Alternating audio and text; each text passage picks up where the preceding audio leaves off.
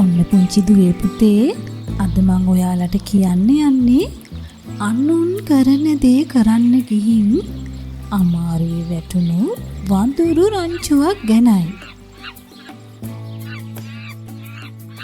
ඔන්න ඉතින් පුරුදු විදිහටම ජෝජෝ අදත් අලුත් සෙල්ලමක් පටන් අරගෙන මේ බලන්නකෝ බර්ලිගේ කෑම ජෝජෝ අරගෙන මේ කරන සෙල්ලම.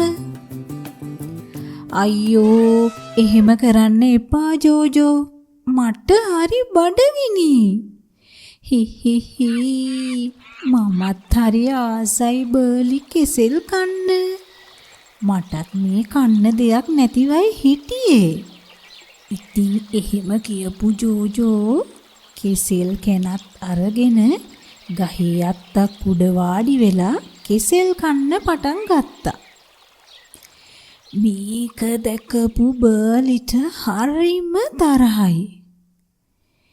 මියා මේ වැඩේ නතර කරන්නෙම නෑ වගේ. කරන්නම් මං හොඳ වැඩක්. එහෙම හිතපු බර්ලි මොකද දන්නවද කළේ? එතන තිබුණු ගල් කැටයක් අරන් ජෝජෝ ඉන්න පැත්තට වීසි කළා.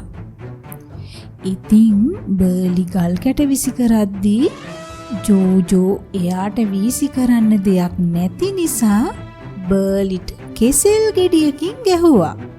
ඔන්න ඉතින් ඔය විදිහට බර්ලි ගල් කැට විසි කරනවා, ජෝජෝ කෙසෙල් ගෙඩි විසි කරනවා. ඉතින් බර්ලි වැටෙන කෙසෙල් ගෙඩිය කාලා එයාගේ බඩ පුරව ගත්තා. ඔන්න ඉතින් මේ දෙන්නා මේ කරන සෙල්ලම දිහා මේගොල්ලොත් hina වෙවි බලාගෙන හිටියා. මේක නම් මරු වැඩේ. දන්නේම නැතිව ජෝජෝ කෙසෙල් ගෙඩි ඔක්කොම බර්ලිටම ආපහු දීලා. ඔන්න පුතේ ඉතින් අන්තිම කෙසෙල් ගෙඩියත් ඉවර වුණාම ජෝජෝට තේරුණා බර්ලි එයාව රවටලා කියලා. අනේ එයාගේ මූණ බෙරි වුණා. ඉතින් ජෝජෝගේ මූණ දැකපු බර්ලිට හරිම hina. හහහා ජෝජෝ කවුද අන්තිමටම කෙසෙල් ගෙඩි කෑවේ? මුලදිම ඔයා කෙසෙල් කැන මට දුන්නා නම් මම ඔයාටත් දෙනවනේ. ඔන්න දැන් ඔයාලටත් මේ කතාවල චරිත තියෙන හරිම ලස්සන ළමයි දුම් ගෙදරටම ගෙන්න ගන්න පුළුවන්. colorSpace.lk ලැබුණට පස්සේ මුදල් ගෙවන්න ප්‍රවාහනයක් තුමිලේ.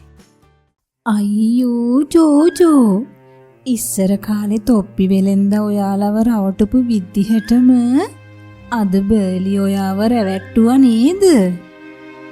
ඇයි අනේ මියාලා ඉස්සර කාටද රැවටුනේ?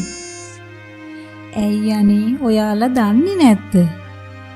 අනේ මොකද්ද? ඔන්න ඉස්සර කාලේ හිටියා අපේ ජෝජෝ වගේම හරිම දඟ වඳුරු කණ්ඩායමක්. ඉතින් දවසක් මේ වඳුරු කණ්ඩායමේ ඉන්න කැලේ මැදින් තොප්පි වෙලෙන් දෙක ගමට යන්න පිටත් වුණා. ඉතින් මෙයා තොප්පි කූඩෙකුත් ඔළුවේ තියාගෙන ගොඩාක් දුර ආවා. ඇවිදලා හිටපු නිසා මෙයාට හොඳටම මහන්සි දැනුණා. ඉතින් මෙයා හිතුවා ටිකක් මහන්සි නිවාගෙන ගමට ගිහින් තොප්පි ටික විකුණන්න ඕනි කියලා. ඉතින් වෙලෙන්දා තොප්පි කූඩිය ගහ මුල තියලා ටිකක් හාන්සි වුණා. අනේ මහන්සි වැඩි නිසාම එයාට හොඳටම නිින්ද ගියා. ඉතින් ඔය අතරේ ඒ ළඟ හිටපු වඳුරු රංචුව දැක්කා මේ තොප්පි වෙලෙන්දා තොප්පි කූඩි පැත්තක තියලා ගහ මුලට වෙලා හොඳටම නිදි කියලා.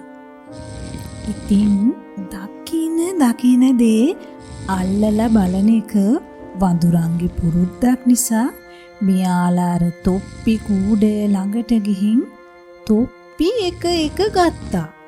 ඉතින් ඔය විදිහට මෙයාලා තොප්පි කූඩේ තිබුණු තොප්පි ඔක්කොම අරගෙන ඒ තොප්පි ටික ඔළුවලට දාගෙන ගහ උඩට වෙලා හිටියා. ආනේ හරි වැඩක් තමයි වෙලෙන්දට උනේ. ඉතින් අනේ ඉතිරි ටිකත් ඉක්මනට කියන්න. ඔන්න ඉතින් ටික වෙලාවකින් අර වෙලෙන්දට ඇහැරුණා. ඉතින් එයා නැගිටලා තොප්පි කූඩේ දිහා බැලුවම එයාට හින්දාඩිය දැම්මා. දෙයනේ කෝ මගේ තොප්පි? කවුද මේ කැලේ තොප්පි හොරකම් කරන්නේ? අනේ මගේ තොප්පි. ඉතින් මේ වෙලින්දා එයාගේ තොප්පි ටික ගැන හරිම දුක් වුණා. ඉතින් එයා නිකමට පොඩ්ඩක් වටපිට බැලුවා. මොකක් හරි හොඩුවාවක් හොයාගන්න පුළුවන්ද කියලා. එහෙම බලද්දී මෙන්න ඉන්නවා තොප්පි හොරු ටික. දෙයනේ මියාලනේ තොප්පි අරන් තියෙන්නේ. මන් දැන් කොහොමද මේවා ගන්නේ?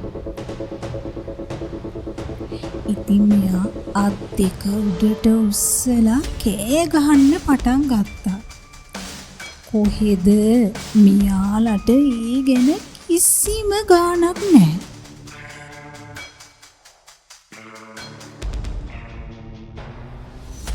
ඔන්න ඉතින් වෙලෙන්දා ළඟ තිබුණු ගල් කැට කිහිපයක් අරගෙන වඳුරු ඉන්න පැත්තට වීසි කළා.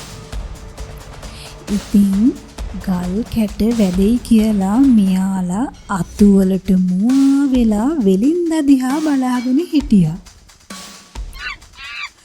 ඔන්න ඉතින් එක පාරටම එක වඳුරෙක් එයාගේ තොප්පියෙන් තොප්පි වෙලෙන්දට ගැහුවා. ඉතින් වෙලෙන්දා ටිකක් කල්පනා කරලා එක දිගටම වඳුරු ඉන්න පැත්තට ගල් කෙට වීසි කරන්න පටන් ගත්තා. ඔන්න ඉතින් එක වඳුරෙක් තොප්පිය වීසි කරපු නිසා අනිත් වඳුරොත් හැමෝම එයාලගේ තොප්පි වලින් තොප්පි වෙලෙන්දට ගහන්න පටන් ගත්තා. ඉතින් ඔය විදිහට වඳුරෝ ටික ඔක්කොම එයාලගේ තොප්පි ටික වෙලෙන්දා පැත්තට වීසි කළා.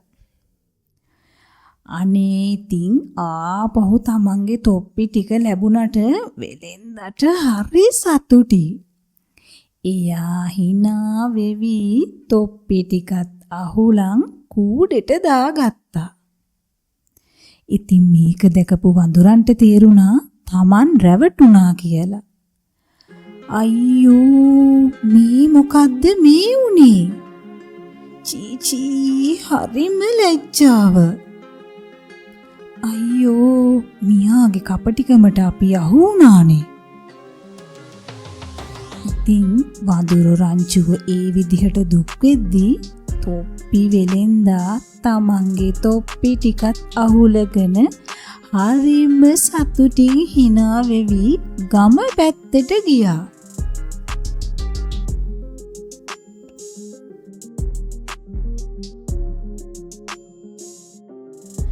අනේ ජෝජෝ එදා ඉඳන් අද වෙනකල් පාඩමක් ඉගෙන ගත්තේ නැද්ද? හරි යාළුවනේ. අපි හැමෝටම අඩු වැඩි වශයෙන් වැරදි වෙනවා. ඒ වගේම අපි ඉඳ හිට රැවටෙනවා. හැබැයි ඉතින් අපිත් ඉගෙන ගන්න ඕනි එකම දේට හැමදාම එකම විදිහට රැවටෙන්නේ නැතිව ඉන්න. අනුන් කරන දේ අපිත් කරන්න ගියොත් අන්තිමට අපිම තමයි අමාරුවේ වැටෙන්නේ. ඒකට තමා කියන්නේ අනුන්ගේ දේවල් ගන්න එපා, වඳුරන් වාගේ වෙන්න එපා. අනුන් කරන දේ කරන්න ගියොතින් අපිත් වඳුරු වෙනවා.